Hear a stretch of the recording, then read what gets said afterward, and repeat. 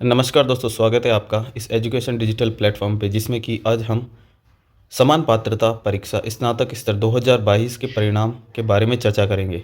दोस्तों, राजस्थान कर्मचारी चयन बोर्ड के द्वारा हाल ही में यह 28/4/2023 को परिणाम जारी किया गया है, जिसमें कि कौन इसमें पात्र है इस परीक्षा में और कौन पात्रता से वंचित रखा जाएगा। तो चलिए दोस्तों, शुरुआत करते हैं। राजस्थान कर्मचारी चयन बोर्ड द्वारा दिए गए समान पात्रता परीक्षा स्नातक स्तर 2022 के रिजल्ट की हम रूपरेखा देखते हैं, किस प्रकार से बोर्ड ने इसको रखा है। बोर्ड द्वारा राजस्थान अधीनस्थ एवं लोक लिपिक वर्गीय सेवा समान पात्रता परीक्षा नियम 2022 के अंतर्गत विभिन्न सेवाओं हेतु समान पात्रता परीक्षा स्नातक स्तर के लिए विज्ञापन 9/2022 दिनांक 21/9/2022 जारी कर दिया गया है, जो कि ऑनलाइन आवेदन आमंत्रित किए गए थे। दोस्तों, इसी क्रम में उक्त परीक्षा में उपस्थिति अभ्यर्थी के प्राप्तांकों के अनुसार सामान्य वरीयता सूची तैयार की गई है। अभ्यर्थी अपने प्राप्तांक अपनी SSO ID पर जाकर देख सकते हैं। कहाँ पर मिलेगा? ये अपनी SSO ID पर मिल जाएगा। समान पात्रता परीक्षा स्नातक स्तर 2022 में विषयवार भागवार प्रश्नों का विवरण, प्राप्तांकों की गणना करने का सूत्र क्रमशः निम्नानुसार है। तो देखते हैं किस प्रकार बोर्ड ने परीक्षा की पात्रता किसको दी है। अपने विद्यार्थी अपने प्रश्न पत्र पर अंकित चिन्ह निम्नलिखित सूची में मिलाकर प्रश्न पत्र सेट का अनुसार अपने प्राप्तांकों की गणना कर सकते हैं। अब ये देखिए, इसकी ये सीरीज है, किस प्रकार से प्रश्न पत्र आया था। जिस भी स्टूडेंट का प्रश्न पत्र था उसका चिन्ह इस प्रकार से दिया गया है। ये सीरीज है, ये सीरीज रखी गई है। प्रश्नों की संख्या 150 थी तथा इस में डिलीट किए गए प्रश्नों की संख्या कितनी थी। तो दोस्तों, 7 जनवरी 2023 को होने वाली प्रथम चरण में परीक्षा में एक भी प्रश्न डिलीट नहीं किया गया है। कोई भी प्रश्न डिलीट नहीं किया गया है तथा 150 प्रश्नों को ही निर्धारित किया गया है। इसमें एक प्रश्न 2 अंक का था।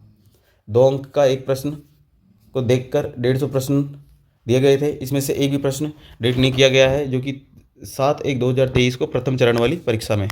अब देखते हैं द्वितीय चरण वाली में। दोस्तों, द्वितीय चरण वाली में जिस भी विद्यार्थी की ये सीरीज़ आई थी एग्ज़ाम पेपर की, उनमें 150 प्रश्न थे तथा डिलीट प्रश्नों की संख्या है 2 प्रश्न डिलीट हुए। मतलब अब हम इसको मान सकते हैं 148 प्रश्न, 148 प्रश्नों पर यहाँ पर ये नंबर देगा बोर्ड। दोस्तों, इसका यह है कि इसमें कोई भी बोनस अंक नहीं मिलेगा।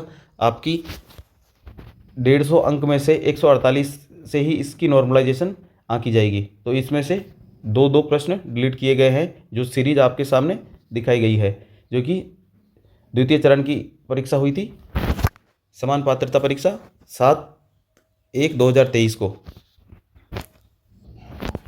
अगला है 8 तारीख को होने वाली परीक्षा का तृतीय चरण की ये वाली सीरीज थी। आप अपनी मिलान कर लीजिए, प्रश्न पत्र से मिलान कर लीजिए कि किस किस का कौन कौन सी सीरीज वाइज प्रश्न पत्र था। अभी जिसमें 150 प्रश्न, इसमें भी 150 प्रश्न रखे थे। अब इसमें से देखिए 3 प्रश्न को डिलीट किया गया है। मतलब इसमें 147 प्रश्नों का, इसमें 147 नंबर प्रश्नों का ही गणना हो पाएगी और इसका नॉर्मलाइजेशन किया जाएगा। तो इसमें क्या है कि इसका वेटेज बढ़ा दिया गया है।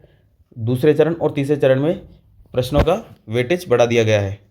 तो इसमें हर प्रश्न 2 नंबर का हुआ करता था। अब इसमें 2 पॉइंट कुछ पॉइंट लगाकर इसमें ऐड कर दिया जाएगा। तो आप 147 प्रश्नों से अपनी इसमें गणना कर सकते हैं। अब चौथे चरण में देखते हैं। चौथे चरण में एक भी प्रश्न डिलीट नहीं हुआ है। आप ये सीरीज़ को मिलाकर ही चेक करना, इसी से आपको सब कुछ समझ में आएगा। अब इसमें चतुर्थ चरण में एक भी प्रश्न डिलीट नहीं किया है। दूसरे चरण और तीसरे चरण में दूसरे चरण में 2 प्रश्न डिलीट किए गए हैं और तीसरे चरण में 3 प्रश्न डिलीट किए गए हैं। पहले चरण में और चतुर्थ चरण में एक भी प्रश्न डिलीट नहीं किया गया है। अब देखिए इनकी गणना किस प्रकार से की जाएगी। सभी अभ्यर्थियों को प्राप्तांकों का आकलन बोर्ड द्वारा अनुमोदित निम्न सूत्र से किया जाएगा। यह है नॉर्मलाइजेशन का सूत्र। ये वाला सूत्र है जो कि नॉर्मलाइजेशन का सूत्र है। इस सूत्र के द्वारा ही आपके चारों चरणों का नॉर्मलाइजेशन किया जाएगा, जो कि इस प्रकार से दिया है। इस सूत्र के माध्यम से किया जाएगा। अब इस सूत्र का पूरी डिटेल्स यहाँ पे दी गई है कि किस प्रकार से 150 प्रश्न में क्या किस हिसाब से नॉर्मलाइजेशन किया जाएगा, 148 में किस हिसाब से किया जाएगा और 147 में किस हिसाब से प्रश्नों का डिवाइडेशन किया जाएगा। तो दोस्तों चिंता करने की कोई बात नहीं है। राजस्थान कर्मचारी चयन बोर्ड द्वारा जो हुई समान पात्रता परीक्षा में जितने भी उपस्थित और अनुपस्थित हैं उनको सबको पास किया गया है तथा सबका स्कोर अलग से बनाया गया है। अब आगे आने वाली जितनी वैकेंसी है वह उसमें पात्र होगा या नहीं होगा वो अपने इस रिजल्ट के अनुसार आप अपनी अनुमान लगा सकते हैं। ये एक अनुमानित है। तो दोस्तों ये था कुछ महत्वपूर्ण जानकारी जो कि CET रिजल्ट 2022 वाली परीक्षा से रिलेटेड था। आगे से आगे रिजल्ट की जानकारी जानने के लिए चैनल को सब्सक्राइब करें। धन्यवाद।